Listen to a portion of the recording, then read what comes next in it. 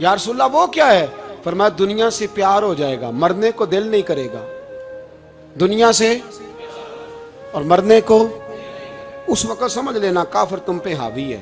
میں اپنا اندازہ کروں، آپ اپنا کریں، مجھے دولت سے کتنا پیار ہے اور آپ کو کتنا پیار ہے۔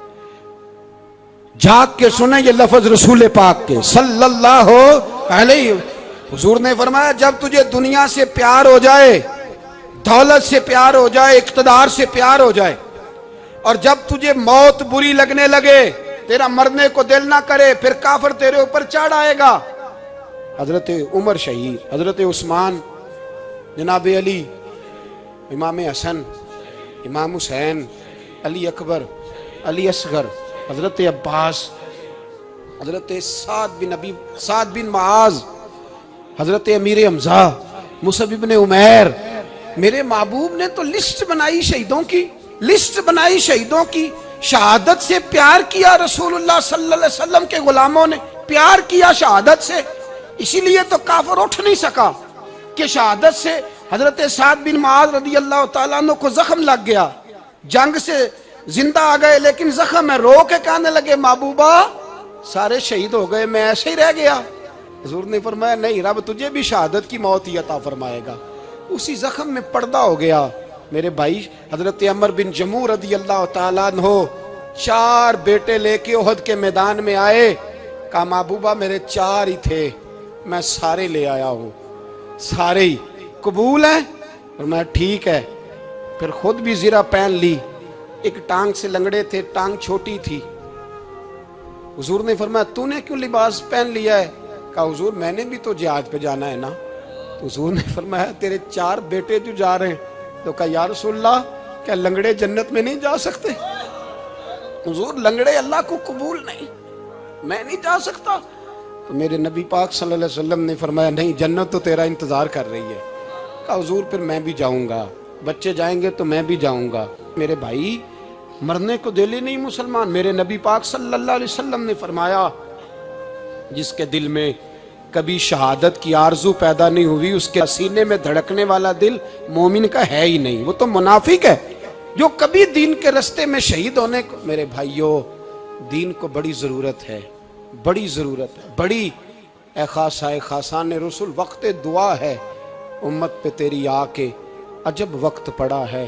وہ دین جو بڑی شان سے نکلا تھا وطن سے، پردیس میں وہ آج غریب الغربا ہے۔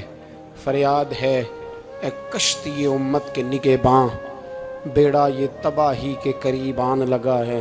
اور ایک شاعر قلم توڑ گیا، کہنے لگا تجھ سے فریاد ہے اے گنبد خضرا والے، تجھ سے فریاد ہے اے گنبد خضرا والے، کعبے والوں کو ستاتے ہیں کلیسا والے۔ تجھ سے فریاد ہے اے گنبد خضرا۔ اپنے اندر دین کا درد پیدا کرو، ذوق پیدا کرو، مسلمان بن کے جینا سیکھو۔ جب کوئی برادری پوچھے تو کہو میں محمدی ہوتا ہوں، میں مصطفی ہوتا ہوں، میں رسول اللہ کا غلام ہوتا ہوں، میں پہلے مسلمان ہوں، باقی کچھ بعد میں ہوں۔ خدا را اپنے گھر میں پردہ کراؤ، خدا را رزق حلال کھاؤ۔ اگر پردے نہ ہوں، رزق حلال نہ ہو تو جذبہ جہاد پیدا نہیں ہوتا۔ خدا را اپنے اندر انقلاب برپا کرو، دین کے لیے جینا سیکھو۔ دین بڑا تڑپتا ہے، دین بڑا روتا ہے۔